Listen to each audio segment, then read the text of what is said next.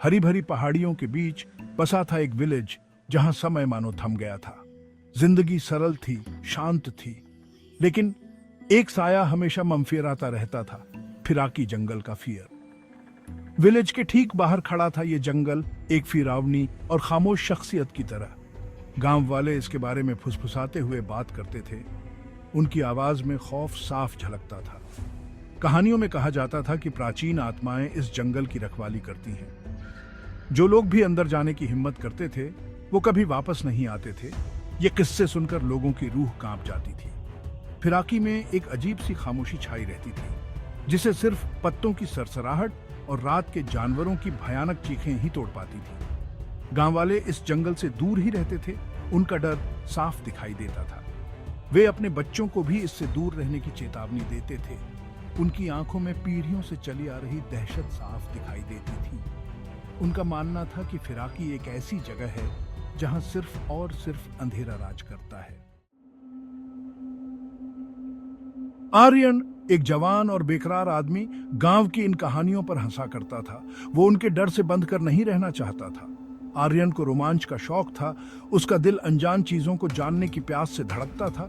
तो एक दिन उसने उस निषिद्ध जंगल में जाने का फैसला कर लिया।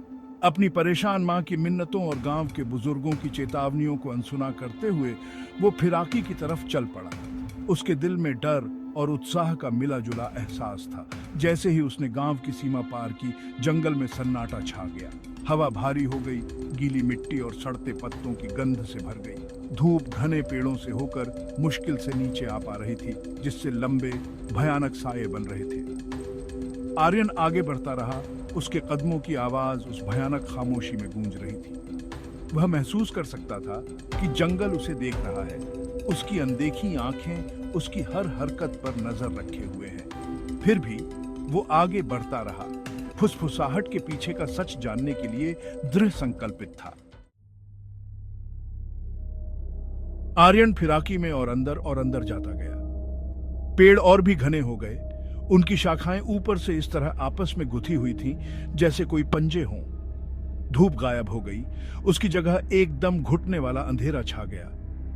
एक ठंडी हवा झाड़ियों से होकर बह रही थी और अपने साथ एक अजीब सी फुसफुसाहट की आवाज ला रही थी। आर्यन रुक गया। उसके होश हवा में थे। फुसफुसाहट हर जगह से और कहीं से भी नहीं आ रही थी।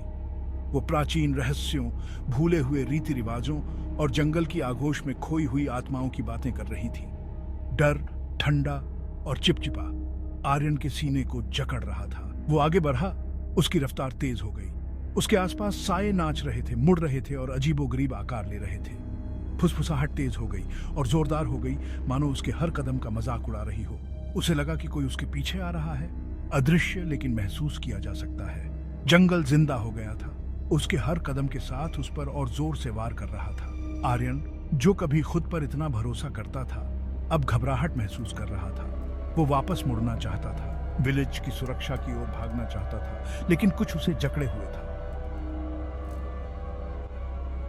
घने पत्तों के बीच से एक खुला मैदान दिखाई दिया, जहां चांदनी की रोशनी एक छोटी काई से ढकी मूर्ति पर पड़ रही थी। इसमें एक ऐसी आकृति को दिखाया गया था जो एक लबादे में लिपटी हुई थी, जिसके चेहरे पर साया पड़ा था। जैसे ही आर्यन पास गया, फुसफुसाहट बंद हो गई और उसकी जगह एक भयानक खामोशी ने ले ली।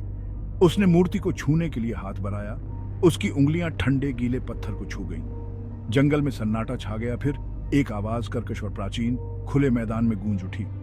कौन है जो मेरी नींद में खलल डाल रहा है? आर्यन डर के मारे पीछे हट गया।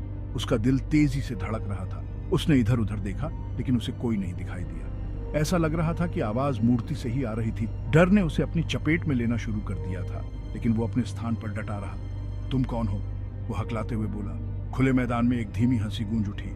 ये जंगल मेरा है, आवाज फुफकारी, और अब तुम इसके बंधन में बंध चुके हो। हवा का एक झोंका आर्यन के चारों ओर घूमता हुआ आया, जिससे वो ठंड से कांप उठा।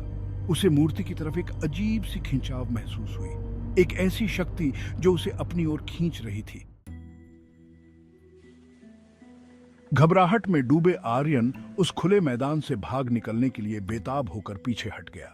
वो आंख बंद करके पेड़ों के बीच भागा। शाखाएं उसके चेहरे पर वार कर रही थीं और आवाज उसके पीछे गूंज रही थी। ऐसा लग रहा था कि जंगल उसके खिलाफ साजिश कर रहा है, उसे घुमा रहा है और उसे चक्करों में डाल रहा है।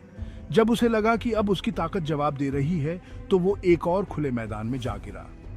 ये मैदान छोटा था और यहाँ बेलों से ढकी एक टूटी हुई पत्थर की संरचना थी।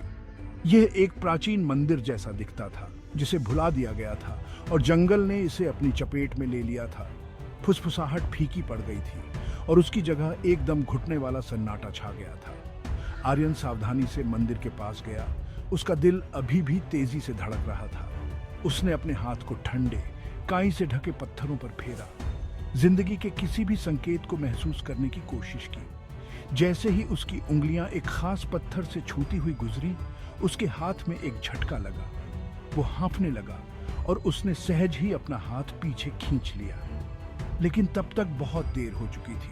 ऐसा लग रहा था कि पत्थर से एक अजीब सी ऊर्जा निकल रही है जो उसकी रगों में फैल रही है, उसे एक ठंडी, अपरिचित शक्ति से भर रही है। डर की जगह एक अजीब सी उत्सुकता ने ले ली। आर्यन ने महसूस किया कि उसके अंदर ऊर्जा का संचार हो रहा है, उसकी इंद्रियां तेज हो रही हैं। उसके चारों ओर जंगल अदृश्य जीवन से कंपन कर रहा था, फुसफुसाहट और पत्तों की सरसराहट का एक सिम्फनी। वो अपने पैरों के नीचे धरती की धड़कन, पेड़ों के अंदर रस के प्रवाह को महसूस कर सकता था। उसने फिर से पत्थर को छूने के लिए हाथ बढ़ाया, इस बार जानबूझकर।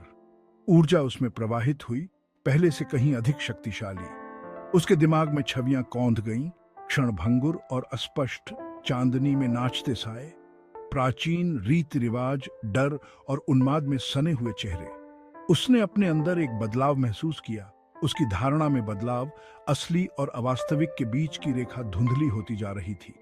पानी के पास एक गड्ढे में उसका प्रतिबिंब विकृत लग रहा था। उसके चेहरे के भाव बदल रहे थे। उसकी आंखें एक अप्राकृतिक रोशनी से चमक रही थीं। जो आवाज उसने पहले सुनी थी, वो उसके कान में फुसफुसाई। अब धमकी भरी नहीं, बल्कि मोहक, उसके सपनों से परे शक्ति का वादा कर रही थी। इसे अपना लो, आवाज ने उकसाया। जंगल के साथ एक हो जाओ। आर्यन इस अनजानी शक्ति की चपेट में आकर खुद को इसकी इच्छा के आगे समर्पण करता हुआ महसूस कर रहा था।